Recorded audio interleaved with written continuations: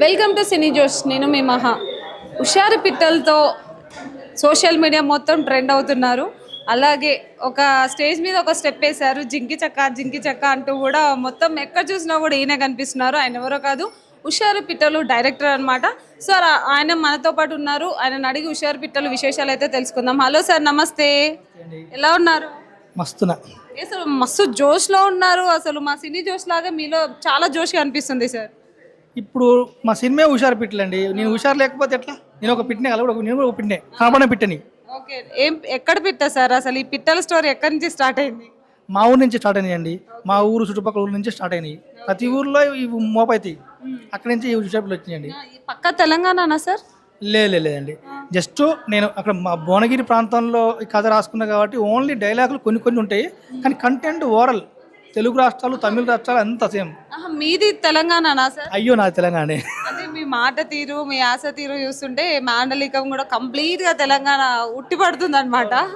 So అసలు నేను తెలంగాణ, కానీ సినిమా మాత్రం తెలంగాణ పరిమితం కాదు, అంతటి సినిమా ఇది. ఓకే, యాక్చువల్గా మన తెలంగాణ నుంచి డైరెక్టర్లు వస్తున్నారు, చాలా హ్యాపీగా ఉంది సార్. అసలు మీరు కెరియర్ ఎప్పుడు స్టార్ట్ చేశారు? ఇప్పుడు ఈ స్టేజ్కి రావడానికి ఈ మధ్యలో గ్యాప్ ఎన్ని ఇయర్స్ పట్టింది? ఎప్పుడు రాసుకున్నారు షూర్ పిట్టల కథ అనేది? అంటే నేను ఇండస్ట్రీకి వచ్చి 16 సంవత్సరాలు అవుతుందండి. పెద్ద కథ అది. సినిమా రిలీజ్ అయిన తర్వాత డిస్కస్ చేద్దాం అది. ఈ సినిమా అనేది నేను చెప్పానండి, ఈ సినిమా రాసిన కథ కాదు, చూసిన కథ. ఇది అంటే నేను దీనికి ముందు ఒక హర్రర్ డివోషన్ మూవీ చేద్దామనుకున్నాను. కొందరు పెద్ద హీరోలతో పోతే ఫస్ట్ నాకు దేకలే, ఇది దేకడట్లేదు అని చెప్పేసి మనం ఏం చేయాలని ఒక చిన్న సినిమా ఆల్రెడీ జరుగుతున్న కంటెంట్ ఆల్రెడీ మైండ్లో ఉంది కాబట్టి ఇది తీసి ఇది ఇట్టు కొట్టి దానికి పోదామని చెప్పేసి ఇది చేశానండి. క్యాప్ స్టైల్ ఏంటండి? కొత్త ట్రెండ్ సెట్ చేయడం కోసం అలా పెట్టుకుంటున్నారు? అయ్యో, నేను ట్రెండ్ ఏం సెట్ చేయాలనుకోవట్లేదు, కానీ ఓ రోజు ఇక్కడే పక్కన స్టిల్ ఫోటోగ్రాఫర్ ఫోటో దింపుతుండు. సార్ ఇది మీ ఇలా క్యాప్ ఇలా పెడితే మీ ముఖం కవర్ అవుతుంది సార్, అంటే నల్లగుండ గజ్జరా కవర్ అయిపోయింది, ఆయనతో కనబడతలేదు, సైడ్ తిప్పమని చెప్పాడు. సైడ్ తిప్ప అక్కడి నుంచి స్టైల్ అయింది, అట్లే ఉంచాను. స్టైల్ బాగుందని కంటిన్యూ చేస్తున్నారా? కంపల్సరీగా ఇక భిక్షు అంటే ఇలా ఉండాలని. అసలు సురేష్ ప్రొడక్షన్ వాళ్ళు మీ సినిమాని యాక్సెప్ట్ చేయడం అంటేనే అక్కడ ఒక హిట్ సాధించినట్టే. అసలు వాళ్ళని ఎలా ఒప్పించారు? ఆ సినిమాని చూపించడానికి ఎలాంటి ప్రయత్నాలు చేశారు సార్? అంటే నిజంగా అండి, మనం వింటాం ప్రతి చోట ఇండస్ట్రీలో. మనం ఒక పెద్ద టెక్నీషియన్స్తో పనిచేసినప్పుడు మన సినిమా బాగుంటే వాళ్ళే ముందు తీసుకెళ్తారని చెప్పాను.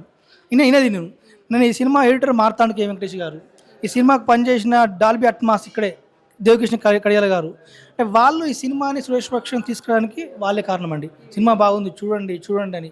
ఆ తర్వాత బెక్కం వేణుగోపాల్ గారు, ఆయన కూడా చూసి బాగుందని ముగ్గురు కలిసి సురేష్ ప్రొడక్షన్ తీసుకొచ్చి పెట్టారండి. వాళ్ళు చూశారు, టీం చూశారు, బాగుందని చెప్పారు. బాబు గారు చూశారు, బాగుందని చెప్పాడు, సినిమా అయిపోయిందండి.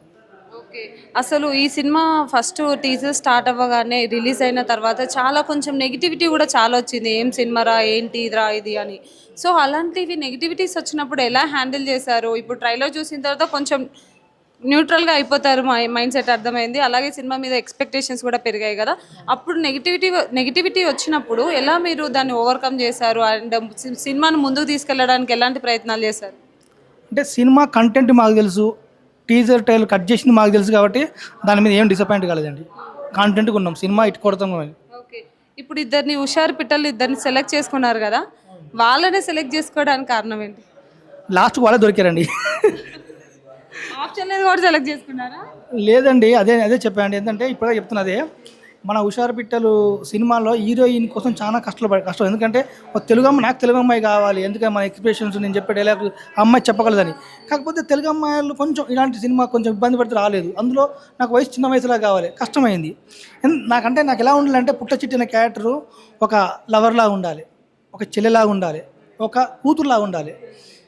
ఇట్లానే వెయిట్ చేస్తున్న దానిలో ఒక ముంబై అమ్మాయి పిలిచిన తర్వాత అంతా బాగుంది, రొమాన్స్ చేస్తుంటుంది, అన్ని ఎమోషన్ అన్నీ చేస్తుంటుంది. కానీ ఆ అమ్మాయిని ఏ యాంగిల్ చూస్తే లవర్లా కనబడుతుంది, ఇంకో యాంగిల్ ఏ యాంగిల్ చూసినా లవర్లా కనబడుతుంది. ఇలా ఉంటే సినిమా ఎక్కదు, సినిమా కంపల్సరీ ఎఫెక్ట్ అవుతుందని మళ్ళీ వెతక ఇట్లా వాసవి గణేషన్ దొరికింది.